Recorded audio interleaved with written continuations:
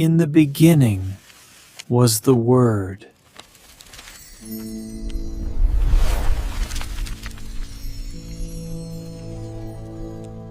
우리의 생사화복을 주관하시는 아버지 하나님, 날마다 우리를 돌보시며 인도하시며 우리를 고와 같이 버려두지 아니하시고 우리를 가족이라는 울타리로 묶어주시며 우리를 한 공동체로 한 교회로 세워주시는 그 사랑과 은혜에 감사를 드립니다. 오늘 복된 주일 우리가 한자리에 모여 예배할 수 있는 은혜를 주시고 우리를 사랑의 공동체로 묶어주심을 감사를 드립니다. 세상을 갈수록 살기가 팍팍해지고 각자의 삶이 바쁘다는 핑계로 가장 가까운 가족에게도 소홀하며 살아가는 이 삭막한 세상이 되었습니다. 아버지 하나님, 그렇지만 우리를 믿음의 공동체 안에서 하나님의 자녀로 묶어주시고 또한 사랑의 공동체로 세워주시고 그리스도 안에서 한 사람과 한 가족으로 영적인 공동체로 우리를 세워주시고 또 이 시간 불러주심을 감사함을 드립니다. 사랑의 하나님, 선자 없는 배처럼 흔들리는 이 세상 속에서 우리를 가정에 닷을 내릴 수 없는 곳이 아버지 하나님 이 세상이지만, 그렇지만 주님의 품 안에서 아버지 하나님 영적인 사랑과 은혜로 하는 사랑과 한 공동체로 한 교회로 우리를 불러주셨사오니 이 시간 주님의 은혜로 새롭게 아버지 하나님 영적인 가족으로 아버지 하나님 다시 한번 우리를 영적인 사랑과 은혜로 다시 한번 불러 주시옵소서. 이 시간 선포되는 말씀을 통해서 상처 입은 가정에게 위로와 회복을 허락하여 주시고 흔들리던 가정에서 굳건한 반석으로 우리를 다시 한번 세워 주시옵소서. 예배하는 이들에게 긍휼과 자비와 은총의 역사를 허락하여 주시옵소서. 불안한 우리에게 평안의 은혜를 허락하여 주시옵소서. 예배하는 성도들 모두에게 말씀과 은혜를 주셔서 성령의 충만한 역사를 허락하여 주시옵기를 원합나이다. 전하는 이나 듣는 이들 모두에게 영육간의 회복의 역사를 허락하여 주셔서 은혜의 예배가 되도록 성령께서 붙들어 주시옵소서. 우리 주 예수 그리스도의 이름으로 기도하였사옵나이다. 아멘. 할렐루야. 이 시간 주님의 사랑과 은혜가 우리 모두에게 함께 하시기를 주의 이름으로 축원합니다. 이제 우리 옆에 계신 분들과 인사 나누시겠습니다. 반갑습니다. 환영합니다. 주님의 사랑과 은혜가 우리 모두에게 함께 하시기를 주의 이름으로 축원합니다. 여러분 한 주간 평안하셨습니까? 주님의 사랑과 은혜가 우리 이 시간 모두에게 충만하시기를 주의 이름으로 축원합니다. 이제 봄이 되고 여러분 날씨를 보니까 이제 또 여름으로 넘어가는 것 같습니다. 제가 어제 이제 결혼식이 있어서 저기 진천이라는 데를 다녀왔는데 낮 온도를 보니까 한 29도가 되더라고요. 근데 또 차 안에서 보니까 또 날씨는 좀 서늘해요. 여름인 것 같은데 여름은 아니고 여러분 또 날씨가 조금 희한한 것 같습니다. 여러분 이 날씨가 또 높낮이가 조금 심하다 보니까 여름 가까운데도 여러분 감기로 고생하시는 분이 많고 또 여전히 또 쌀쌀한 것 같습니다. 그럼에도 불구하고 여러분 시간이 지나면 계절은 어김없이 봄, 여름, 가을이 지나가는 것 같습니다. 여러분 우리에게 주시는 여러분 계절을 잘 누리시기를 바라고 또 여러분 또 하나님이 주시는 이 복된 계절에 여러분 또 주님이 주시는 은혜 가운데 늘 강건하시기를 제 이름으로 축원합니다. 주변을 둘러보면 여러분 늘 좋은 계절이 시작되어 있는 것들을 우리가 보게 됩니다. 여러분 나가서 보면 사방이 꽃이 피었고 그리고 또 봄 기운이 완연하고 여러분 참 좋은 계절이 시작되는 것 같아요. 좋은 계절이 있어서 여러분 산을 보면요 울긋불긋 막 푸른 기운이 막 돋아납니다.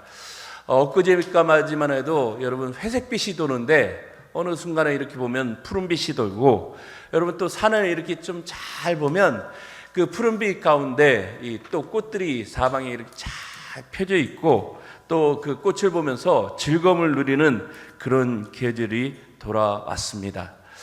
그걸 보면서 여러분 뭐 두 가지 선택을 할 수 있는 것 같아요. 여러분 어떤 사람들은 여러분 그걸 보면서 날씨가 왜 이 모양인지 모르겠다. 그냥 이 세상이 왜 이런지 모르겠다. 막 입에 여러분 막 불평을 달고 사시는 분들도 꽤 많이 있습니다. 못 살겠다. 이게 그냥 이 쌍시옷을 달고 사시는 분들도 또 있더라고요. 아주 그냥 왜 이런지 모르겠다고 그래가지고 뭐 그래가지고 어떤 분들은 빨리 죽어야지 뭐 이렇게 얘기하시는 분들도 있으시더라고요. 그래가지고 세상은 좀 살만한 것이 아니다. 근데 여러분 잘 보면 또 너무 또 좋은 세상인 것 같아요. 참, 이렇게 어떤 분 보니까 예전에는 미처 몰랐어요. 뭐 누구의 시처럼 세상이 이렇게 참 좋은 걸 내가 왜 이렇게 못 봤는지 모르겠다라고 얘기하시는 분이 있더라고요. 나이가 먹어가면서 내가 왜 예전에 이걸 못 봤지? 이렇게 얘기하시는 분들이 있더라고요.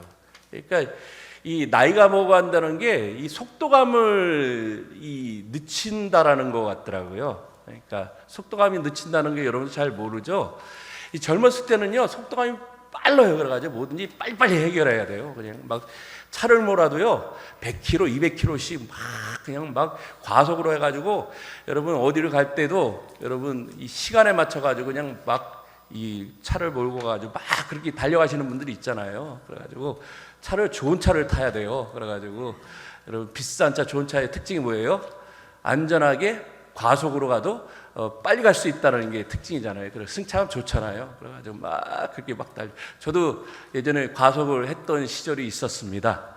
그래서 차를 한 160, 180까지 한번 몰았던 시절이 있었어요. 그래서 제가 아는 목사님이 이 목사는 참 대단해 이렇게 얘기했던 적이 있는데 지금은 그렇게 못 몰죠. 저녁 운전이 참 힘듭니다. 그래서 저녁 때는 될 수 있는 대로 차를 안 끌고 가요. 그래가지고 요즘에 내비게이션이 가르쳐 주는데도요 지나갈 때가 있어요. 그래가지고 내가 조금 인지 왜곡이 일어나는구나 가끔씩 느낄 때가 있습니다. 그래가지고 지금은요 내비게이션이 가르쳐 주는데도 내가 이렇게 멍청해졌나? 이렇게 생각할 때가 있어요. 지금은 천천히 갑니다. 될 수 있는 대로 그 안전 속도를 지키려고 조금 노력하는데 그렇게 가죠. 그래서 여러분 막 그렇게 가는데 여러분 이 늦게 가면 안 보이는 게 보여요. 그게 참 좋은 것 같아요. 나이가 먹어간다는 게 그런 것 같아요. 안 보이는 게 보이는 게 뭐일 것 같아요? 이렇게 천천히 가다 보면 꽃도 보이고 나무도 보이고 그리고 또 못 보던 걸 보게 되죠. 여행을 가서도 여러분 패키지처럼 여행하시는 분들이 있죠. 여러분 이 패키지 여행의 특징이 뭔지 아십니까? 이 여러 나라를 단기간에 여행을 합니다. 그러니까 뭐 5개국 뭐 10박 이렇게 하면은 뭐 이 막 여러 나라를 막 그렇게 하죠. 근데 되게 피곤해요. 새벽 6시에 출발해 가지고 밤 10시까지 막 갑니다. 이게 피곤하죠. 막 그냥 버스 타고서 한 나라 찍고 그 다음에 하루에 2-3 나라를 가는 여행도 있더라고요. 그러니까 여러분 나이 드신 분들은 못 갑니다. 막 그렇게 해가지고 가는데 여러분 나이 먹으면 그런 여행은 못 쫓아가죠. 근데 젊을 때는 가는데 여러분 그런 여행은 좋지가 않습니다.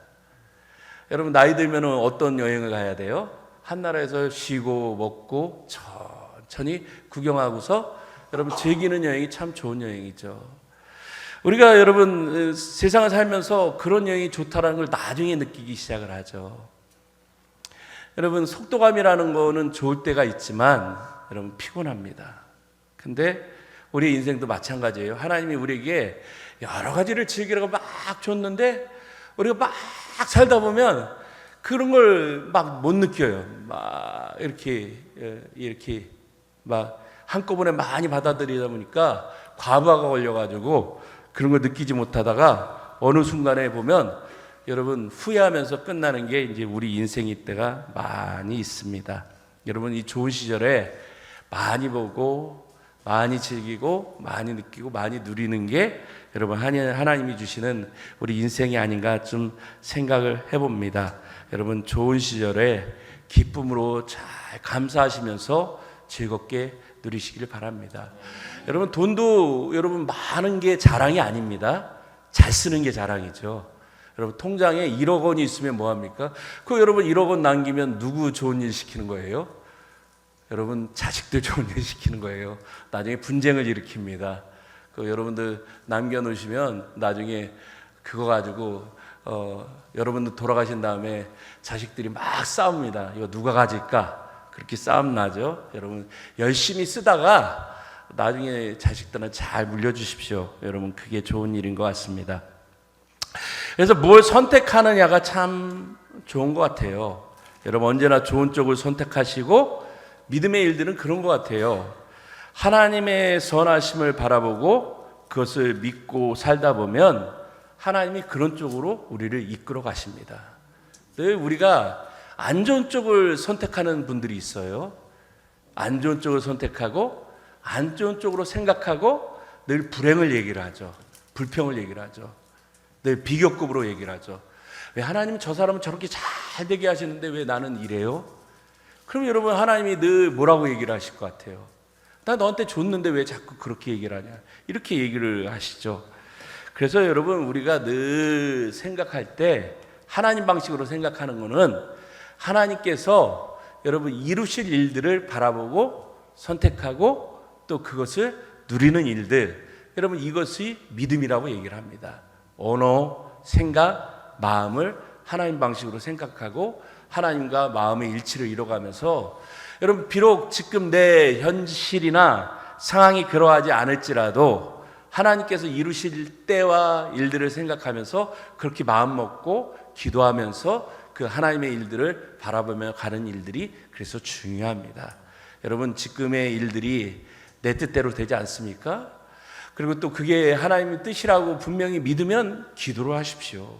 그럼 하나님께서 그 일들을 분명히 이루어 주실 겁니다.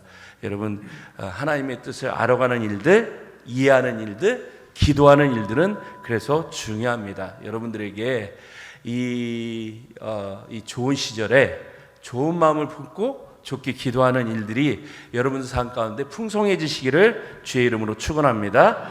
4월이 지나고 이제 5월이 되는데, 그래서 여러분 오늘은 여러분 이 5월 가정의 달을 맞이하면서 여러분 우리가 이 가정의 달에 우리가 어떻게 사는 게 신앙적으로 생각하고 신앙적으로 판단하고 신앙적으로 결단하는 일인가를 한번 생각해 보고자 합니다. 여러분들에게 가정은 어떤 의미일까? 우리가 한번 이 시간 나눠보고자 합니다. 영어에 집을 뜻하는 두 가지 단어가 있습니다. 하나는 건물로서의 집인 하우스가 있고, 다른 하나는 안식처로의 집인 홈이라는 단어가 있습니다. 여러분 하우스, 홈 똑같은 단어인 것 같은데 그 의미가 아주 다릅니다. 여러분 요즘 사람들은 여러분 크고 화려한 여러분 하우스를 짓는데 모든 인생을 겁니다. 그래서 여러분 이 집을 얻기 위해서 노력을 하죠. 그래가지고 집을 사거나 얻는 일에 모든 것을 겁니다. 그래가지고 집 사는 일, 그래가지고 여러분 일평생 집을 사는 일들에 투자를 하죠. 그래가지고 돈을 벌고 여러분 뭐 투자를 하고 여러분 대출을 받고 그래가지고 아파트를 사는 일들. 여러분 얼마 전에 저희 결혼식장에서 친척을 만났는데 여러분 이런 얘기를 해요. 집을 살려면 서울 강남에 집을 사야 된다. 그래 그 얘기를 하는 거예요. 그래가지고 빚을 내 가지고 거기 들어와야 된다는 거예요. 그래가지고 집이 거기 들어가려면 얼마나 해야 돼요? 그랬더니 제가 상상할 수 없는 금액을 얘기를 하는 거예요. 그러니까 몇십억이 있어야 된다. 근데 여러분 이 몇십억을 얻으려면 어떻게 돈을 벌어서는 못 얻는 거죠. 그러니까 빚을 내 가지고 일단 거기 집을 사 가지고 그래가지고 뭘 어떻게 해가지고 이 방법을 가르쳐 주는데, 여러분 일평생 돈을 그렇게 집을 사도 그걸 못 갚아요. 근데 여러분 그런 일들을 시작을 해가지고 그렇게 해가지고 집을 하나 사면은 인생을 성공한 거라고 얘기를 합니다. 근데 이 하우스를 사거나 짓는데 인생의 모든 것을 걸지만 정작 그 안에 사랑과 평안으로 채워지는 이 가정, 이 홈을 만드는 일에는 우리가 정작 서툰 것을 보게 됩니다. 집을 짓는데 공을 들이지만 아무리 비싼 대리석으로 바닥을 깔고 최고급 가구를 들여놓고 여러분 아주 집을 잘 꾸며놓고 리모델링을 하고 인테리어를 한다 할지라도 여러분 그 집에 온기가 없고 웃음기가 없다면 여러분 그 집은 좋은 집이 될 수가 없습니다. 여러분 반대로 집이 조금 낡고 비좁고 여러분 모양이 조금 떨어지고 또 값이 조금 떨어진다는 그런 집이라 할지라도 여러분 그 집에서 여러분 가족들이 모여서 서로를 향한 사랑이 있고 또 즐겁고 행복한 그런 곳이라고 한다면 여러분 그 집은 그 가정은 진정한 안식처가 될 수 있음을 우리가 보게 됩니다. 오늘 읽은 말씀 시편 127편은 진정한 가정, 진정한 홈을 세우는 비결을 우리에게 가르쳐 주고 있는 것을 보게 됩니다. 오늘 이 성경 말씀, 이 시편 말씀을 표준 세번역 번역은 이렇게 번역하고 있습니다. 주님께서 집을 세우지 아니하시면 집을 세우는 사람의 수고가 헛되며 주님께서 성을 지키지 아니하시면 파수꾼의 깨어있음이 헛된 일이라고 그렇게 번역하고 있는 것을 보게 됩니다. 이 말씀을 여러분 유진 피터슨 목사님이 메시지 성경에서 1절과 2절을 더 실감나게 이렇게 번역하고 있습니다. 하나님께서 집을 지어주시지 않는다면 건축자들의 수고가 한낱 헛수고에 불과하다.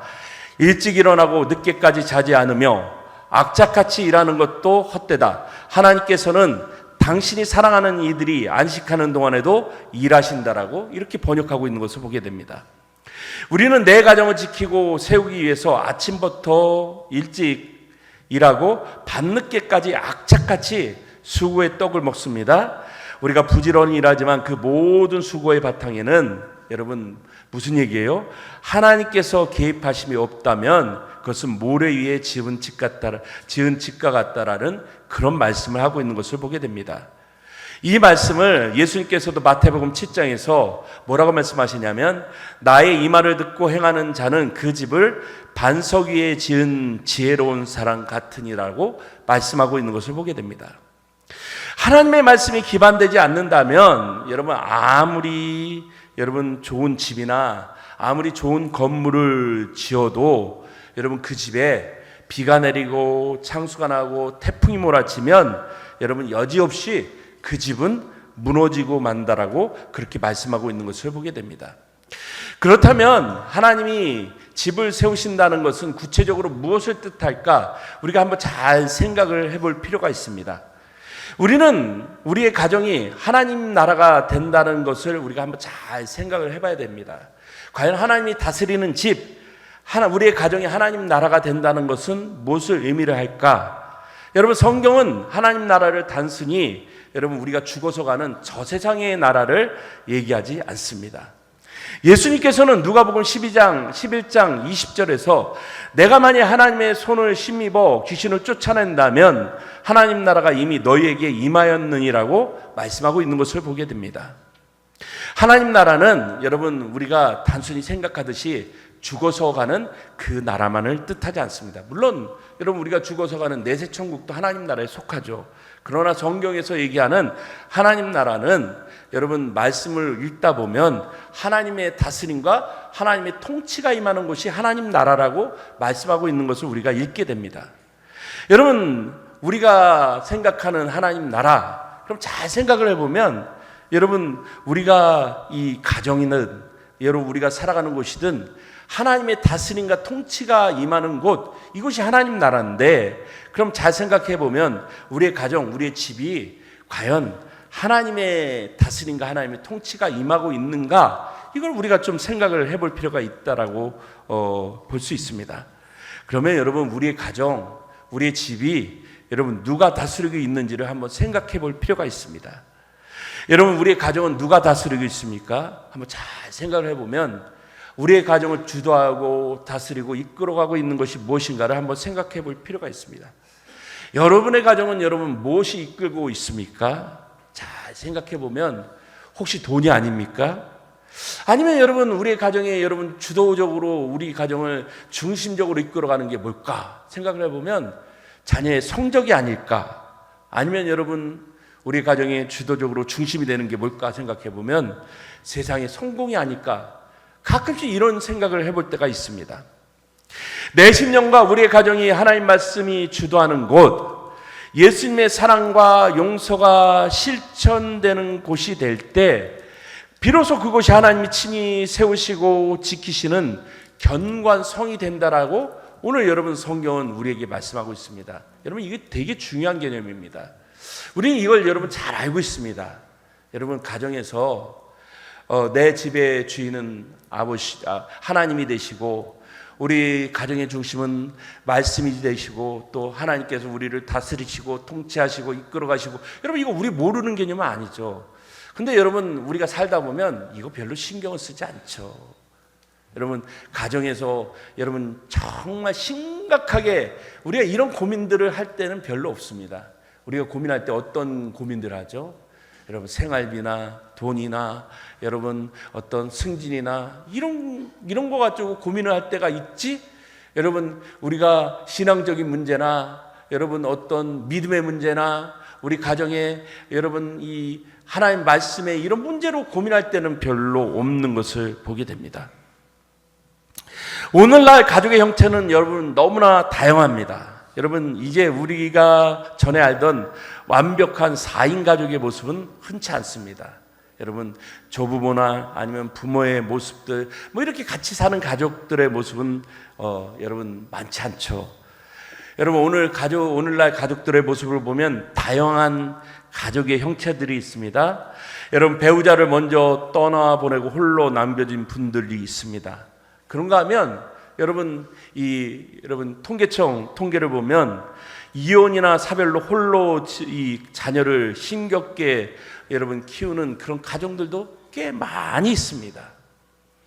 또 자녀를 간절히 원하지만 자녀를 얻지 못해서 남몰래 여러분 홀로 여러분 이 독거 가정으로 그렇게 지내는 분들도 꽤 많이 있다라고 얘기를 합니다. 몸과 마음이 아픈 자녀를 돌보며 여러분 그렇게 여러분 장애의 이 자녀를 돌보는 이 그런 부부들도 있습니다. 그리고 또 아직 여러분 결혼하고 싶지만 결혼을 못 해가지고 여러분 혼자 싱글로 지내는 그런 사람들도 많이 있습니다. 여러분 요즘 TV 파일럿 프로그램 이런 거 보면 여러분 뭐 이 솔로 뭐 이 그런 프로그램들 꽤 많이 나오잖아요. 여러분 그런 프로그램이 많이 나오는 이유들이 있습니다. 여러분 잘 보면 이혼한 사람들, 혼자 사는 사람들이 많은 게 요즘 우리 문화가 됐습니다. 결혼을 하라고 그러면 여러분 결혼을 하지가 않습니다. 여러분 또 남녀가 만나서 결혼하는 일들이 쉽지가 않습니다. 제가 어제 여러분 또 이 아는 분들 만나가지고 잠깐 얘기를 했는데 이 자녀들 결혼 얘기가 나왔습니다. 지금은 여러분 결혼식장이 또 많지가 않습니다. 그래가지고 결혼식 하는 것도 어렵고 여러분 이렇게 결혼하려고 보면 주변에 결혼하는 조건들이 되게 까다롭습니다. 그래가지고 결혼하려고 보면 조건을 또 많이 따져요. 그래가지고 여러분 남자도 결혼하려면 여러분 뭐 결혼하는 일들도 쉽지 않으니까 외국인들이랑 이렇게 결혼하는 사람들 꽤 많습니다. 그게 또 이상한 일들도 아닙니다. 그러다 보니까 여러분 이 가정 형태가 여러 가지로 많아집니다.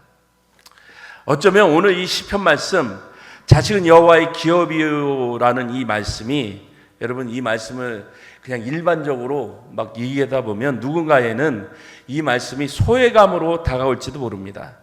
그런데 여러분 오늘 말씀을 여러분 그렇게 단편적으로 얘기하는 말씀이 아니라 오늘 말씀 우리가 좀 잘 읽다 보면 여러분 이 말씀이 얘기하는 얘기는 그런 일반화된 말씀을 얘기하는 것이 아니라 여러분 우리가 머무는 그 공간을 하나님의 집이라고 우리가 이해한다고 그러면 여러분 물리적인 자녀의 유무나 가족 형태가 우리의 복을 결정하는 것이 아니라 영적인 자녀들을 품고 내게 허락하신 삶의 자리를 하나님의 통치에 내어드릴 때 여러분 우리의 삶이 곧 하나님이 기뻐하시는 복된 가정을 만들 수 있는 그런 자리로 만들어가라는 그런 말씀으로 우리가 이해를 할 필요가 있다라는 말씀입니다. 그래서 우리의 가정을 하나님이 구하시는 든든한 성으로 세워가기 위해서는 반드시 기억해야 될 여러 가지 원칙들이 있다라는 말씀을 오늘 우리에게 들려주는 말씀이 오늘 본문의 말씀으로 이해할 필요가 있다라는 말씀입니다. 그래서 여러분 몇 가지 원칙을 우리에게 제시해 주는데 첫 번째가 뭡니까? 여러분 첫 번째 완벽한 부모나 어른이 되려는 강박증을 내려놓으라는 것입니다. 여러분 완벽주의라는 건 사실 존재하지 않습니다. 우리는 늘 완벽주의의 그 틀 안에서 살아갑니다. 여러분 완벽이라는 말이 여러분 우리가 늘 늘 문제가 됩니다. 여러분, 율법이라는 걸 완벽하게 지킬 수 있는 사람은 아무도 없습니다. 여러분, 십계명이라는 게 있죠.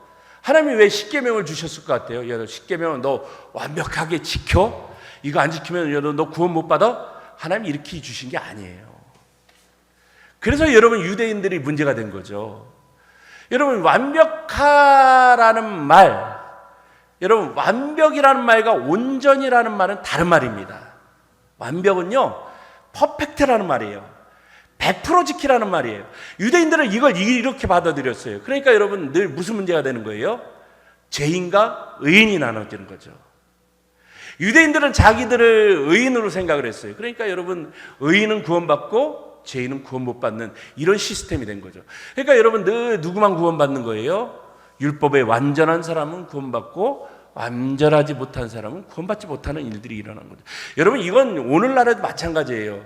여러분 지금 이란과 이스라엘, 미국 이런 전쟁들이 일어나죠. 여러분 그게 여러분 이스라엘의 늘 문제들이죠. 완벽주의에 속한 사람들은 여러분 늘 죄인과 의인으로 나눠 가지고 봅니다. 죄인들은 여러분 구원받지 못해요. 무슨 노력을 해도 구원받지를 못합니다. 완벽주의에 속해야지 구원받습니다. 그러나 여러분 이 주님은 늘 우리에게 너희는 온전하라고 얘기를 합니다. 온전이란 말은 완벽이 아닙니다. 온전이란 말은 뭘까요? 여러분 온전은 완벽이 아니라 노력하라는 얘기예요.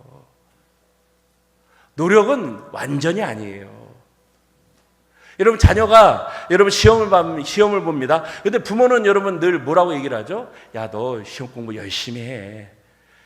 여러분 이 말은 무슨 얘기예요? 부모가 야, 너 100점 맞아야 돼. 100점 안 맞으면 너 죽을 줄 알아? 너 100점 안 맞으면 용돈도 없어? 너 100점 안 맞으면 집에 들어오지 마라. 이 얘기가 아니잖아요. 근데 부모가 여러분 자녀에게 시험 공부 열심히 해, 노력해. 이 얘기는 무슨 얘기예요? 네 할 수 있는 최선을 다해. 요 얘기예요. 여러분 자녀가 맨날 빵점을 맞아요. 그러면 여러분 너 열심히 노력해가지고 무슨 얘기예요? 온전하라는 얘기는 무슨 얘기예요? 빵점 맞는 자녀가 10점을 맞을 수도 있고 20점을 맞을 수도 있고 50점을 맞을 수 있어요. 그건 자녀의 최선이죠. 하나님이 우리에게 요청하시는 부분들은 그런 거예요. 우리는 불가능한 사람들이에요. 근데 하나님은 우리에게 늘 최선을 다하라고 얘기를 해요. 마음과 뜻과 정성을 다하라는 얘기는 무슨 얘기예요? 내 할 수 있는 최선을 다하라는 거죠. 완벽주의에서 벗어나라는 얘기는 그겁니다. 우리가 하나님 앞에서 어떻게 완전해질 수 있어요? 완전이란 말은 불가능합니다. 내가 하나님 앞에 어떻게 해야지 완전해질 수 있어요? 여러분 소를 드려야 돼요? 양을 드려야 돼요? 헌금으로 완전해질 수 있어요? 그 불가능합니다. 여러분 어떻게 해야지 완전해질 수 있어요? 그런데 여러분 온전해질 수는 있어요. 내가 할 수 있는 온전이라는 건 뭐예요? 내 최선을 다하는 겁니다. 예배도 최선을 다하고 헌금도 최선을 다하고 모든 데 최선을 다하는 것은 내 마음과 뜻과 정성을 다하는 게 최선입니다. 그게 여러분 온전입니다. 영국의 정신분석학자 도널드 위스컷은 부모들에게 완벽한 엄마가 되려 하지 말고 충분히 좋은 엄마가 되라고 조언합니다. 돈이 부족할 수 있습니다. 남들만큼 많이 배우지 못할 수도 있습니다. 건강이 좋지 않을 수도 있습니다. 그러나 하나님을 진실하게 의지하고 내게 주어진 하루하루에 성실하고 정직하게 살아간다면 이미 자녀들에게 가장 훌륭하고 충분히 좋은 부모가 될 수 있다라고 얘기합니다. 우리는 여러분 마찬가지입니다. 신앙생활은 여러분 완벽해지는 신앙생활이 아니라 최선을 다하는 신앙생활을 하라는 그런 얘기입니다. 두 번째는 나의 한계를 인정하고 기도에 무릎을 꿇으라고 얘기를 합니다. 부모의 마음대로 어른의 뜻대로 자녀를 통제할 수 있다고 생각하는 대단한 교만입니다. 여러분 한 설문조사에서 청소년들에게 언제 가장 기분이 좋으냐고 그렇게 물었다라고 얘기합니다. 첫 번째가 시험 잘 봤을 때 기분이 좋다라고 얘기합니다. 두 번째가 방학했을 때 기분이 좋다라고 얘기하고 세 번째가 뭐라고 나왔냐면 여러분 집에 아무도 없을 때 기분이 제일 좋았다라고 얘기를 한다고 얘기를 했습니다. 여러분 이게 우리가 좀 새겨들어야 될 부분입니다. 여러분 자녀들이 언제 기분이 제일 좋았다고요? 집에 아무도 없을 때가 제일 기분이 좋았다라고 얘기를 해요. 우리 늘 속습니다. 그러니까 부모 자식들이 언제 기분이 뭐 잘 사줬을 때 기분이 좋았다고 그러는데 부모가 없을 때가 기분이 제일 좋았대요. 그러니까 충격적이지만 이게 현실입니다. 내 힘으로 여러분 자녀의 인생을 책임질 수 없다라는 철저한 무력함을 느낄 때 우리는 하나님을 찾게 되죠. 여러분, 내 모습이 자녀의 모습이에요. 우리가 착각하죠. 여러분, 내가 그래서 잘해야 됩니다. 내 모습 이상을 자녀들이 뛰어넘을 수가 없어요. 우리가 늘 그걸 잊어버리죠. 그래서 여러분, 우리가 자꾸 부모들이 착각하는 이유는 돈으로 뭘 해결을 하려고 하죠.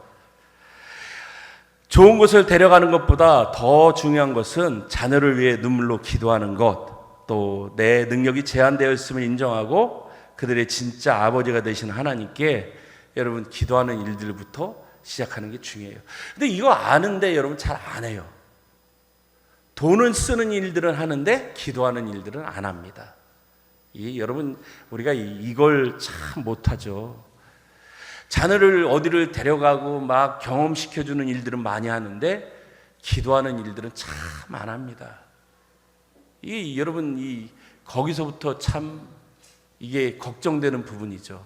요즘 부모들 보면 여러분 자녀들 데리고 많이 뭐 어디 데려가요. 뭐 놀이공원, 뭐 어디 막 데려가죠. 근데 그 아이들이 데려가면서 나중에 한번 잘 생각해 보세요. 걔들이 신앙인이 되겠는가? 뭐 제가 이렇게 보면 걔네들 신앙인 안 돼요. 뭐 나중에 걔네들이 자라가지고 뭐 좋은 경험의 사람들은 될 수 있을지 몰라도 좋은 신앙인은 절대 안 됩니다. 왜냐하면 부모한테 뭐 기도하는 모습을 봐요. 뭐 예배 드리는 모습을 봐요. 그리고 여러분, 부모들이 헌금 안 하잖아요. 죄송한 말씀이지만 자녀들 절대 헌금 안 합니다. 그거는 여러분들 가르치시는 모습. 11조, 감사 이런 거 부모들 안 하잖아요. 자녀들이 헌금할 거라고 생각하지 마십시오. 왜냐하면 여러분, 부모들이 무슨 논리를 하는지는 모르겠어요. 그러니까 저희 교회도 뭐 젊은 층들에서 헌금 안 하시는 부모들 있을지 모르겠어요.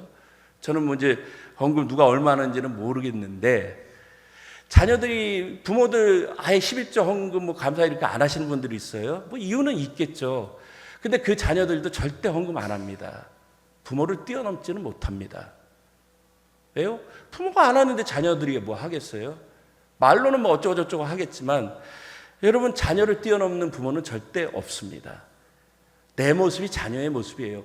부모보다는 더 안 좋아질 수는 있어요. 근데 더 나아지겠다라고는 생각하지 마십시오. 여러분, 그게 내 신앙이에요. 기도 안 하잖아요. 자녀도 기도 안 합니다. 부모가 예배 안 드리잖아요. 자녀가 예배 드려요. 부모가 안 드리는데 그건 당연한 거죠. 내가 심은 대로 거두는 게 인생인데 예배도 안 드리고 헌금도 안 하고 교회 봉사도 안 하는데 부모 자녀가 예배 안 드리고 헌금 안 하고 봉사하는 거 그거 당연한 거죠.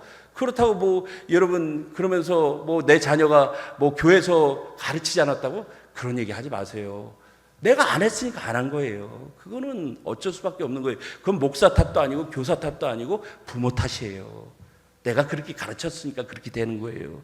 그거는 여러분들이 심은 게 그대로 거둬들이는 거죠. 그리고 네 번째는 여러분 축복의 언어를 사용하고 영적인 주도권을 회복하십시오. 부모의 말, 어른의 말에 기도에는 권세가 있습니다. 야곱은 이삭이 축복한 대로 복을 누렸고 야곱의 12 아들에게 한 축복은 그대로 여러분 역사에 이루어졌습니다. 자녀가 속을 썩인다고 일시적인 분노와 감정으로 저주의 말을 쏟아버리지 마십시오. 여러분, 말하는 대로 이루어집니다. 여러분, 부탁하는데 교회에서 뭐 이렇게 안 좋은 감정이 있다고 가정에서 교회에 대한 얘기를 가정에서 그렇게 쏟아버리지 마십시오. 그 말은 그대로 생명이 있어서 싹이 납니다. 이건 제 경험이에요. 목회자이기 때문에 제가 가정에서 했던 얘기들이 그대로 저희 자녀들한테 그대로 열매가 맺혀집니다. 그게 여러분들이 저뿐만 아니라 여러분들도 마찬가지예요. 뭐가 있겠죠. 근데 그런 얘기들이 그대로 갑니다. 여러분, 씨앗은 그대로 맺혀지죠.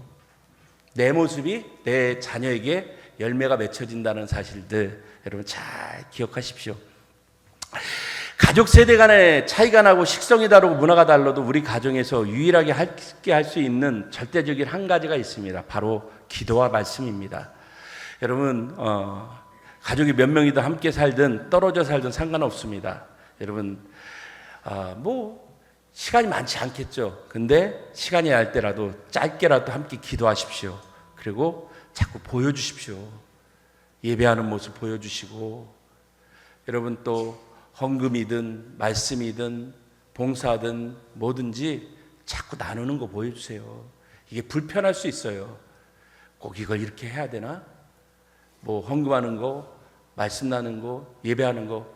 여러분 그거 불편한 자리가 여러분 나중에 열매가 됩니다. 여러분 내 생각이 옳다 그르다를 따지기 전에 말씀에 여러분 존중함을 보이고 여러분 하시는 대로 하면 여러분들의 말씀이 나중에 열매가 됩니다. 하나님의 말씀이 여러분의 가정에 지침이 되게 하십시오. 여호와께서 집을 세우지 아니하시면 우리의 수고가 헛됩니다.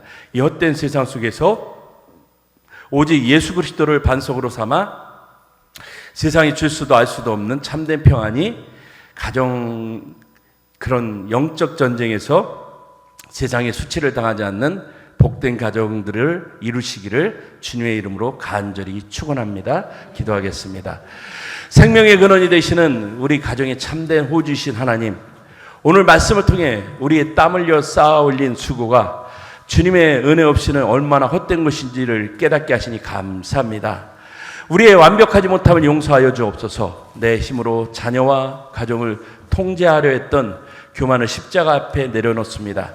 이제는 나의 한계를 인정하고 무릎 꿇고 기도하는 겸손한 부모, 지혜로운 어른이 되게 하옵소서. 주님, 상처받고 깨어진 가정들을 이 시간 긍휼히 여겨 주옵소서.